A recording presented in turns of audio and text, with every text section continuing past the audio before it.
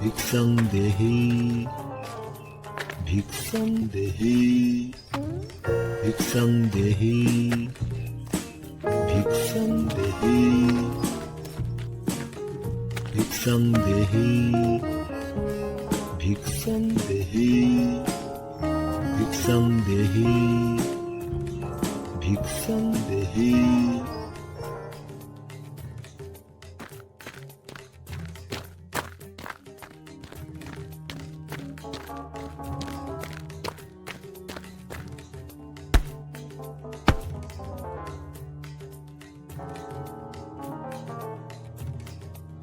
আহা, কি আনন্দ, আবার সব ফিরে পেলাম।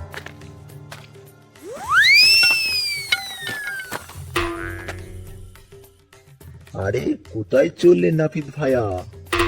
আমাকে মেরো না বণিক ভাইয়া, আমাকে মেরো না। তোমাকে কে মারছে? শোনো নাপিত ভাইয়া, যা দেখলে খবরদার কাউকে বলো না। তো ভালো কল জানা গেল, ভিখারির মাথায় লাঠি মারলে যখন সোনা দেখতে পাওয়া যায়, নিজের চোখে তো দেখে এলাম, আমিও তাই করব।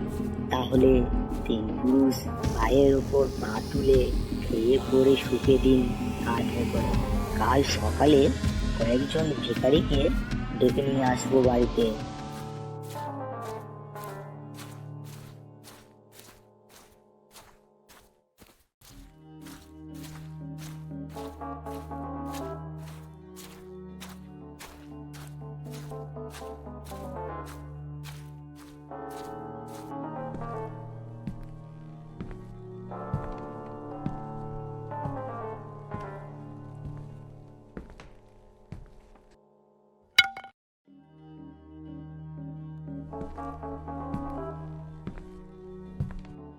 এত ভোরে বণিকের বাড়িতে গিয়ে শরীরটা কেমন বেজুদ হয়ে গেল।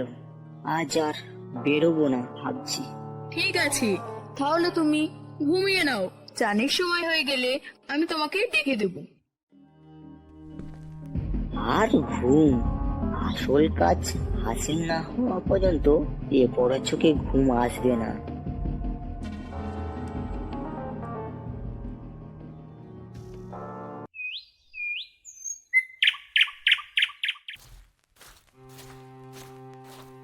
যেমন করেই হোক হাতে পায়ে ধরে বাড়িতে আনতেই হবে কয়েকজনকে।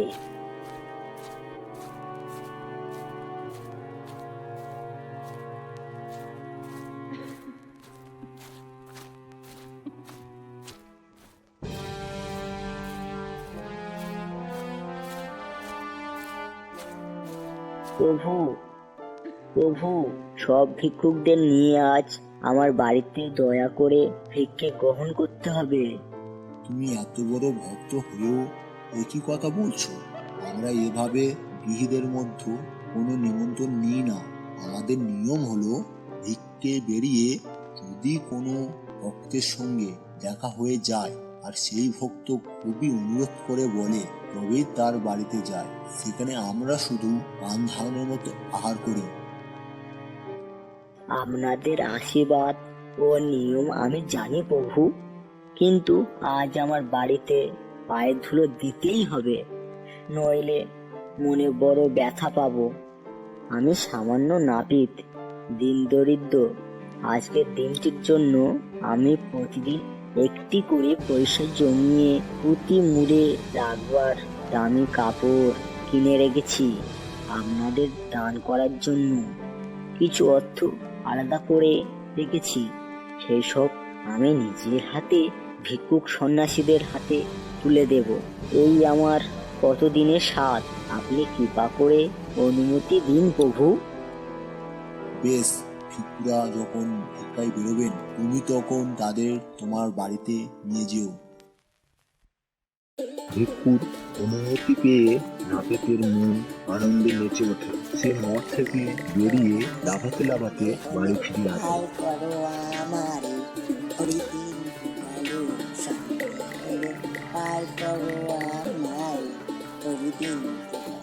সন্ধে হলো তারপরও আমারে। সময় মতো সন্ন্যাসীরা নাপিতের বাড়ি যায়।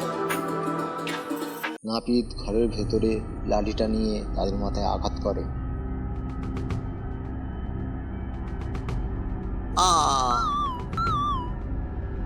বাঁচাও বাঁচাও, কে কোথায় আছো বাঁচাও, নাপিত আমাদের মেরে ফেললো, বাঁচাও বাঁচাও, কে কোথায় আছো বাঁচাও। কেন মারছো এদের? জানো না সন্ন্যাসীদের মারা কত বড় অপরাধ? আমার কোনো দোষ নেই, বণিক চূড়ামণির ঘরে যা দেখেছি তাই করেছি। চূড়ামণির বাড়িতে কি দেখেছো? চূড়ামণি একজন ভিক্ষুর মাথায় লাঠি মারে, অমনি ভিক্ষুর দেহ মাটিতে পড়ে নিরেট সোনার মূর্তি হয়ে যায়। কে আছো? এখনই চূড়ামণিকে এখানে নিয়ে এসো। গ্রামের প্রধানের কথা শুনে এক গ্রামবাসী চূড়ামণির বাড়ি গেল। চূড়ামণিকে নাপিতের বাড়ি ডেকে আনে।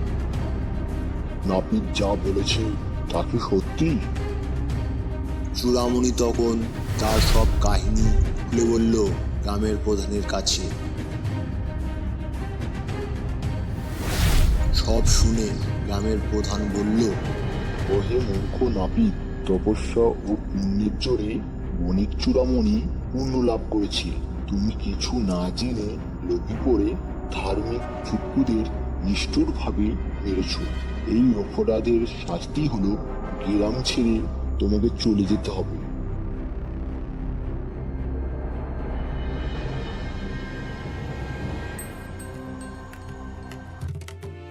নাপিত আর তার বউ মনের দুঃখে গ্রাম থেকে চলে গেলেন।